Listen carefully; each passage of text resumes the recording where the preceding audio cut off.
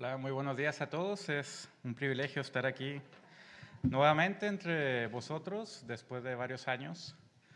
Espero que me recuerden bien.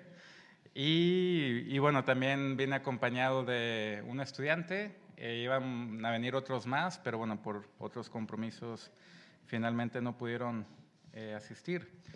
También gracias por la invitación en esta fecha tan especial para la vida de la iglesia. 75 años se dicen fácil, pero vemos la gloria del Señor y su bendición hacia esta congregación en particular.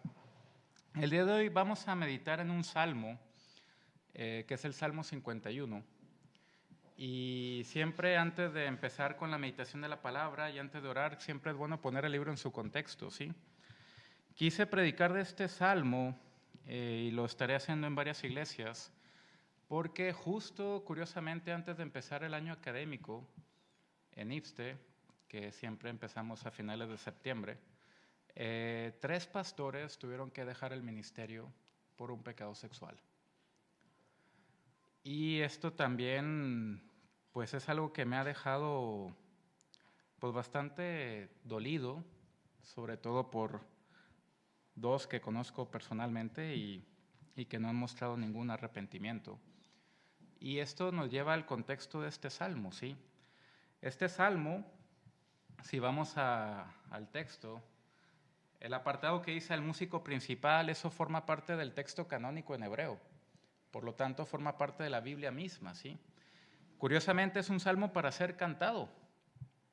Es una confesión individual de David que se vuelve una confesión congregacional del pueblo de Israel.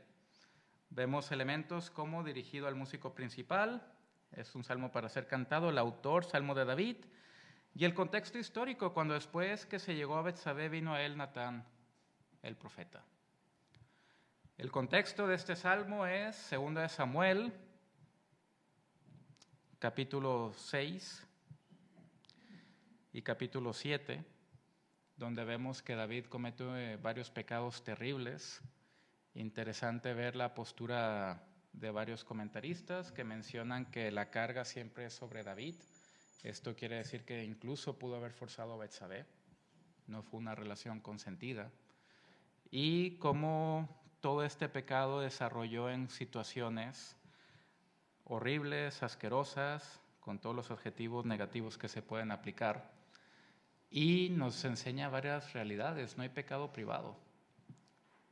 Toda situación, todo pecado que cometemos tiene consecuencias en diversos ámbitos, ¿sí?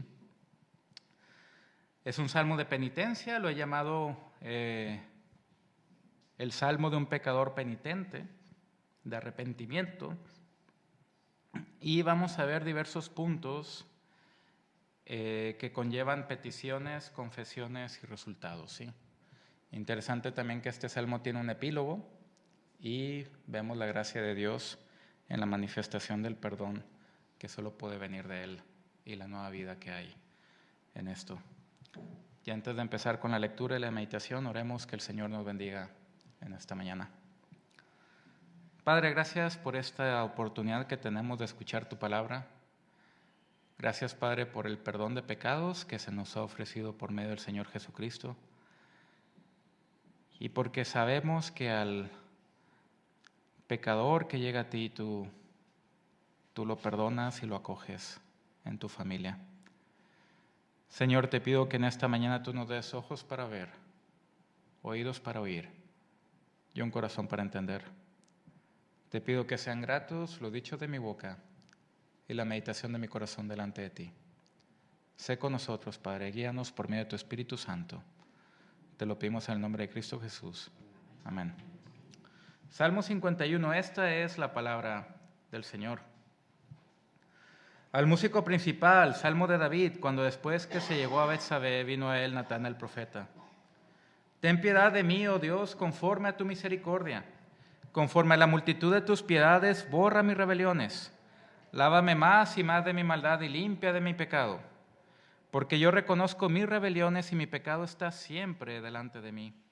Contra ti solo he pecado y he hecho lo malo delante de tus ojos, para que sea reconocido justo en tu palabra y tenido por puro en tu juicio. He aquí en maldad he sido formado y en pecado me concibió mi madre. He aquí tú amas la verdad en lo íntimo y en lo secreto me has hecho comprender sabiduría. Purifícame con hisopo y seré limpio, lávame y seré más blanco que la nieve. Hazme oír gozo y alegría y se recrearán los huesos que has abatido. Esconde tu rostro de mis pecados y borra todas mis maldades. Crea en mí, oh Dios, un corazón limpio y renueva un espíritu recto dentro de mí. No me eches de delante de ti y no quites de mí tu Santo Espíritu. Vuélveme el gozo de tu salvación y espíritu noble me sustente. Entonces enseñaré a los transgresores tus caminos y los pecadores se convertirán a ti. Líbrame de homicidios, oh Dios, Dios de mi salvación, cantará mi lengua tu justicia. Señor, abre mis labios y publicará mi boca tu alabanza. Porque no quieres sacrificio, que yo lo daría, no quieres holocausto. Los sacrificios de Dios son el espíritu quebrantado, al corazón contrito y humillado. No despreciarás tú, oh Dios. Haz bien con tu benevolencia, Sión. Edifica los muros de Jerusalén. Entonces te agradarán los sacrificios de justicia, el holocausto u ofrenda del todo quemada. Entonces ofrecerán becerros sobre tu altar. Amén. Aquí termina la lectura de la palabra del Señor. Si se fijan en este salmo, David hace varias series de peticiones y hace una confesión. Conocemos varios salmos de David, por ejemplo el Salmo 23, donde vemos unas declaraciones que hace David fuertes de quién es el Señor. Ese salmo no contiene ninguna petición, sino declaraciones. Pero aquí, a diferencia de otros salmos, vemos que el salmo comienza pidiendo piedad. Conocemos el contexto de lo que ha acontecido. David, ese dulce cantor de Israel, ese hombre conforme al corazón de Dios, ese hombre que es bueno para todo, que nunca pierde ninguna batalla, que es un luthier, inventa instrumentos musicales, ha cometido algo terrible. Y la pregunta es, ¿por qué empieza mencionando, ten piedad de mí, oh Dios, conforme a tu misericordia? Y lo interesante es que de acuerdo a la ley de Moisés, la obligación que tiene que hacer un rey, o que tiene un rey cuando se siente sobre su trono, es escribir una copia de la ley y meditar en ella todos los días de su vida. Y algo que vemos en Éxodo es cómo Dios se autodefine a sí mismo en este libro. En el libro del Éxodo, en el capítulo 3, vemos cómo Dios se da a conocer a Moisés con su nombre, con su esencia. Yo soy el que soy. Un Dios que nunca tuvo comienzo se está apareciendo al líder del pueblo que va a sacar al pueblo con poder. Pero en el capítulo 34 de Éxodo, justo después del evento del becerro de oro, donde el pueblo de Israel ha cometido un pecado terrible, vemos que Moisés pide a Dios que le muestre su gloria, que no sea parte del pueblo. Y Dios cumple esa petición a Moisés. Y Dios lleva a Moisés a una cueva. Y Dios va a manifestar toda su gloria delante de él. Pero vemos que Dios cubre a Moisés para que no lo vea. Pero en Éxodo 34 vemos lo siguiente. Y vemos cómo Dios se autodefine a sí mismo y esto cómo nos lleva a este salmo en especial. Éxodo 34, verso 5, y Jehová descendió en la nube y estuvo allí con Moisés proclamando su propio nombre. Verso 6, y pasando Jehová por delante de Moisés, proclamó el Señor, Jehová, Jehová, fuerte, misericordioso y piadoso, tardo para la ira y grande en misericordia y verdad, que guarda misericordia a millares, que perdona la iniquidad, la rebelión y el pecado. Dios muestra su esencia. Un Dios de piedad, un Dios de misericordia. Un Dios que perdona 3 tipos de conductas. La rebelión, la iniquidad y el pecado. Y es en base a eso que David en el Salmo va a Dios sabiendo lo que es Dios. Ten piedad de mí, a Dios, conforme a lo que tú eres. Conforme a tu misericordia. Conforme a la multitud de tus piedades, borra mis rebeliones. Y va a utilizar rebelión, iniquidad y pecado David en este salmo, al igual que en el Salmo 32. 3 cosas, 3 pecados principales ha cometido David. Y el hebreo tiene 3 palabras diferentes. Nosotros en nuestros credos, en nuestras confesiones de fe, algunos que leemos textos del siglo XVI, se menciona que pecamos de 4 formas diferentes: por palabra, hecho, pensamiento y omisión. Nosotros tenemos 4, pero en hebreo hay 3. Y vemos que en esta petición, la primera que hace David, que está en los versos 1 y 2, lo primero que hace David es: ten piedad de mí, oh Dios, conforme a lo que tú eres. Es un Dios de misericordia, un Dios de piedad, que puede borrar sus rebeliones, que puede lavarlo y limpiarlo del pecado. Qué imagen, ¿eh? ¿Qué imagen es esto?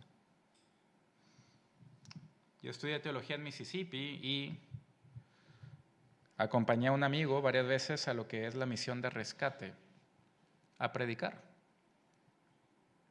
Y era impresionante porque pues uno tiene que predicar de una forma diferente.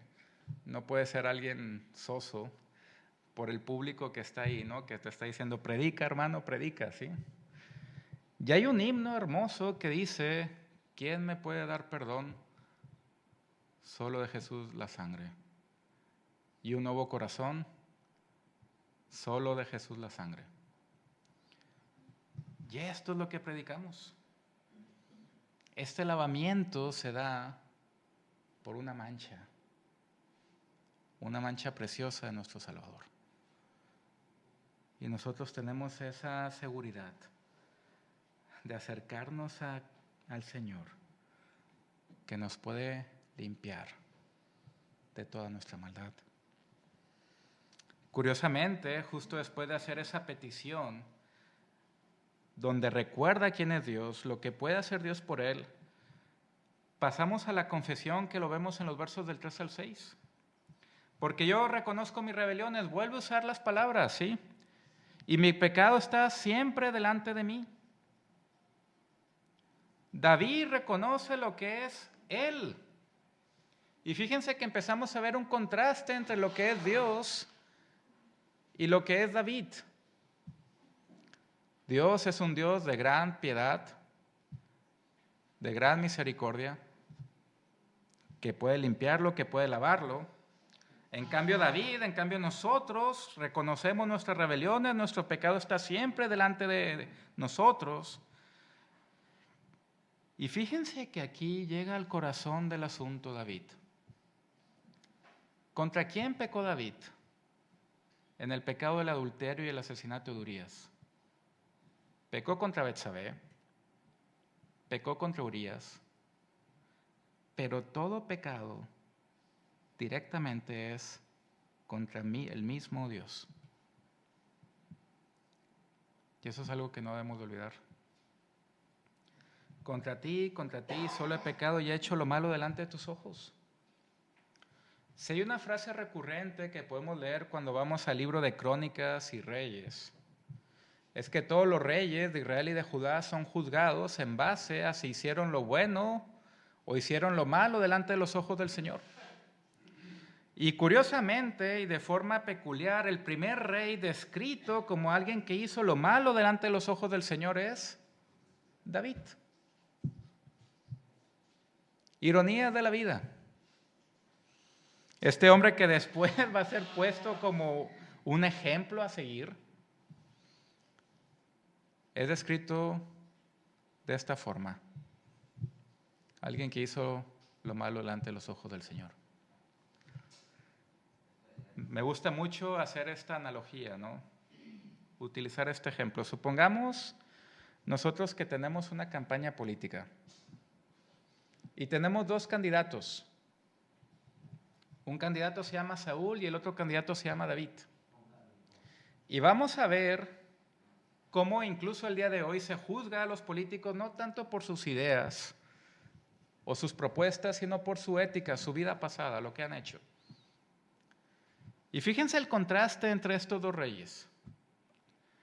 Saúl jamás se nos menciona que comete adulterio, David sí. De Saúl nunca sus hijos se le rebelan y lo quieren matar. Es un buen padre de familia. David es un pésimo padre de familia, sus hijos lo quieren matar. Saúl muestra misericordia a sus enemigos, David no. Y podemos estar estirando la lista y vemos que de forma peculiar, irónica, pues Saúl sería mejor candidato que David. Pero ¿cuál es la diferencia? Que David se arrepiente de sus pecados y Saúl no. Ese es el cambio, ese es el contraste. Y ese es el cambio entre nosotros y los demás. Esa es la gran diferencia. Que nosotros nos arrepentimos. Nosotros confesamos lo que somos. Nosotros hemos sido redimidos. Y ese es el gran cambio que hemos visto. He aquí en maldad he sido formado y en pecado me concibió mi madre. Vemos que David reconoce el pecado original que tiene en sí. Y sabe que Dios ama la verdad en lo íntimo y que le ha hecho comprender sabiduría en lo secreto.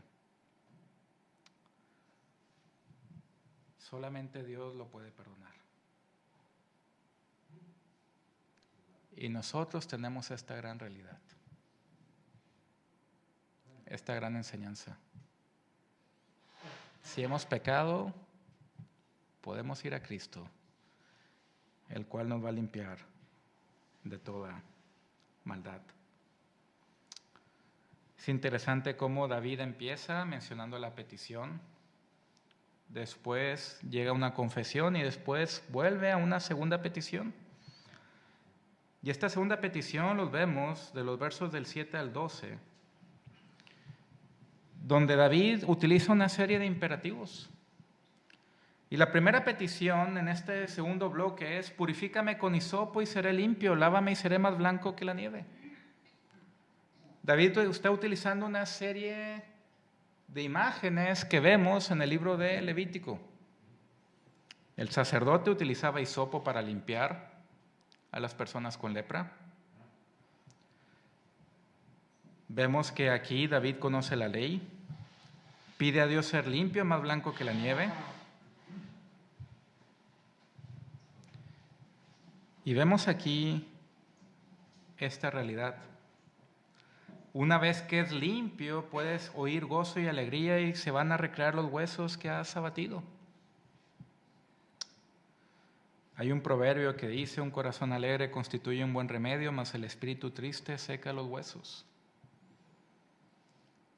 Y cómo el pecado, la actitud, las cargas de las personas son reflejadas en su rostro. Y David quiere tener ese cambio. En el Salmo 32, que es un salmo de David, que también contiene una confesión, menciona lo siguiente este rey, en los versos 3 y 4 de ese salmo: mientras callé, se envejecieron mis huesos en mi gemir todo el día, porque de día y de noche se agravó sobre mí tu mano, se volvió mi verdor en sequedades de verano. Mi pecado te declaré y no encubrí mi iniquidad, dije: confesaré mis transgresiones a Jehová, y tú perdonaste la maldad de mi pecado. Necesitamos oír eso. Palabra de afirmación. En la Reforma Protestante, Martín Lutero mencionaba algo importante que quería que quedara por escrito en lo que viene siendo el servicio de cada domingo. Y que cada domingo nosotros pudiéramos escuchar la frase: tus pecados te son perdonados. Y el día de hoy tenemos un ejemplo claro al celebrar la cena del Señor. Esconde tu rostro a mis pecados y borra todas mis maldades. Es un poco diferente a lo que David dice en otros salmos. Por ejemplo, en el Salmo 102, Jehová, escucha mi oración, llega a ti mi clamor, no escondas de mí tu rostro en el día de mi angustia. Inclina a mí tu oído, apresúrate a responderme el día que te invocare. Pero aquí David lo que no quiere es que Dios lo vea tal como es. Quiere que haya un cambio. No quiere David que lo vea en su realidad. Y es por eso que David pide en el verso 10 que Dios cree en él un corazón limpio. Y esta palabra crear que está en el hebreo solamente es algo que le corresponde a Dios, es la misma que aparece en Génesis capítulo 1. Es el poder de Dios de crear algo con el poder de su palabra. Y ahora David pide que Dios le dé un nuevo corazón, un corazón limpio, que sea creado de nuevo. Es la misma idea que aplica el apóstol Pablo en 2 Corintios 5:17. Si alguno está en Cristo, nueva criatura es. Y se pide esta realidad.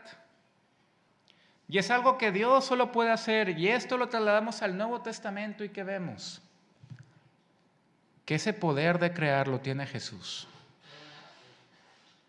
Le da la vida a Lázaro con el solo hecho de hablar. Puede sanar al siervo de un centurión con el solo hecho de hablar.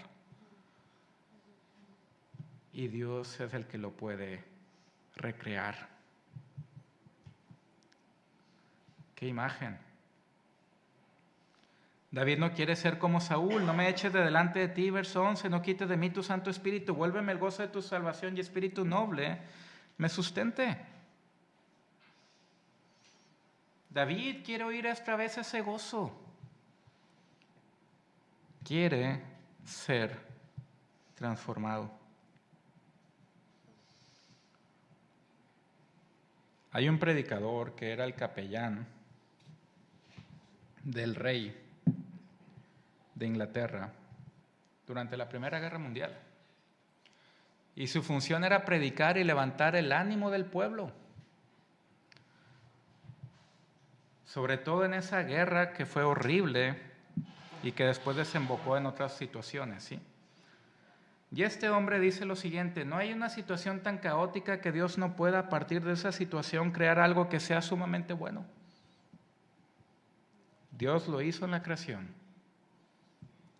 lo hizo en la cruz y lo está haciendo el día de hoy. Podemos ir a Dios, el cual es amplio en perdonar y nos da un nuevo corazón. ¿Cuáles son los resultados de esto? Versos 13 al 17. Primer resultado: entonces enseñaré a los transgresores tus caminos y los pecadores se convertirán a ti. El evangelismo en el Antiguo Testamento. David está enseñando por medio de una canción cómo los pecadores se pueden convertir a Dios. Cómo Dios puede perdonarlos. Cómo Dios los puede justificar. 75 años cumple esta iglesia. Y se ha predicado el mismo mensaje. Y muchas personas han venido al Señor y a la fe. Y han sido transformados. Y esto se ha vuelto una realidad. No quiere cometer homicidios, David. Quiere cantar la justicia de Dios. Le pide al Señor: Señor, abre mis labios, publicará mi boca tu alabanza. Y fíjense lo que dice en los versos 16 y 17. Esto va ligado a lo que vemos en Levítico una y otra vez, y es impresionante, y lo pueden leer.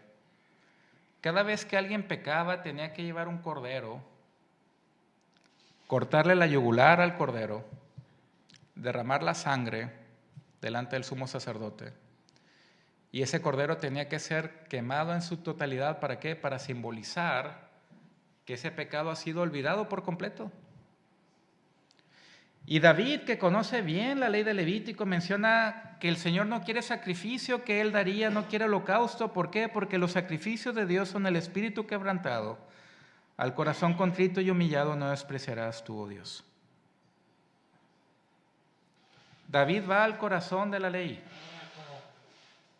David sabe que el Señor no va a despreciar a aquellas personas que están completamente arrepentidas. Y aquí podemos ver la historia del apóstol Pablo, un hombre que persiguió a la iglesia de Dios. Y cuando va en el camino a Damasco, vemos que Pablo ha sido transformado. Y Pablo no puede ver. Y el Señor comisiona a un hombre llamado Ananías para que vaya y ore por él y le imponga las manos. Y Ananías no quiere ir. Le dice Ananías al Señor: yo he oído lo que este hombre ha hecho a la iglesia. ¿Y qué es lo que le responde el Señor a Ananías? He aquí, Pablo está orando. He aquí, Pablo está orando. Un arrepentimiento. La Escritura dice: el que me busque me hallará. Y eso es algo dulce de escuchar. El Señor está ahí tocando la puerta, llamando. Y busca redimir. Busca reconciliar. De forma curiosa, este salmo termina con un epílogo. Podríamos pensar nosotros que este salmo terminaría en el verso 17, pero no es así. Y este hombre David, que justo antes de acometer el pecado con Betsabé había conquistado la ciudad de Jerusalén y quiere que esa ciudad realmente sea la capital de su reino, hace una última petición. Las naciones pueden ser juzgadas por las conductas de sus gobernantes. Y eso lo hemos visto en diferentes momentos de la historia. Pero David termina con una petición orando por Sión. Haz bien con tu benevolencia, Sión, edifica los muros de Jerusalén. Ese lugar donde el Señor ha decidido poner su nombre, donde el Señor va a poner su nombre en el templo. David pide que sea Él el que edifique esos muros. Una ciudad en la antigüedad que no tiene muros puede ser conquistada fácilmente. Y lo que David está pidiendo es que el Señor proteja ese lugar. Que en ese lugar es donde se van a ofrecer los sacrificios y donde se va a mostrar el arrepentimiento. David, de hecho, es el deseo que tiene en la vida, ¿sí? Edificar ese templo que no lo va a poder hacer. Pero esto nos lleva a algo fundamental, a la idea del gran rey constructor. David quiere edificar casa, pero alguien de su descendencia va a edificar casa. Y desde el comienzo vemos que un descendiente de David va a ser este gran rey constructor.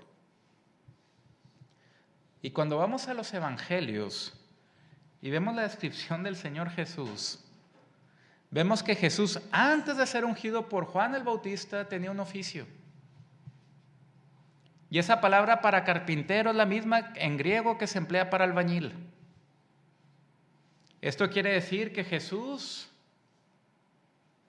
sabe de construcción. Es un albañil. Pablo lo presenta como el gran arquitecto. Pero Jesús, antes de ser entregado, en Juan 14 se nos menciona que junta a sus apóstoles y les dice que es importante que Él se vaya. ¿Para qué? Para edificar un lugar. Jesús dice, en la casa de mi Padre muchas moradas hay. Voy pues a edificar lugar, morada para vosotros. Y la maravilla de la ascensión es que Cristo asciende no solamente para estar a la diestra de Dios, sino también para interceder por nosotros y para seguir edificando un lugar. Y en el libro de Apocalipsis, cuando vemos esa ciudad santa de Jerusalén, que tiene esas calles de oro, ese mar de cristal, y que tiene esos muros con piedras preciosas, sabemos quién es el que está edificando eso. David quiere que esa ciudad, esa Sión, sea un lugar protegido por el Señor. Y realmente lo es. Y esa petición de David, esas peticiones de David en el Salmo 51, todas se materializan en la persona de Cristo. El que perdona nuestras iniquidades, el que nos limpia con su sangre y el que protege esa ciudad santa de Jerusalén.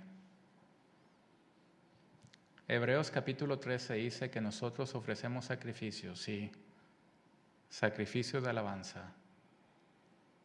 Esto es fruto de labios que declaran el nombre de Jesús. Y esa es la idea.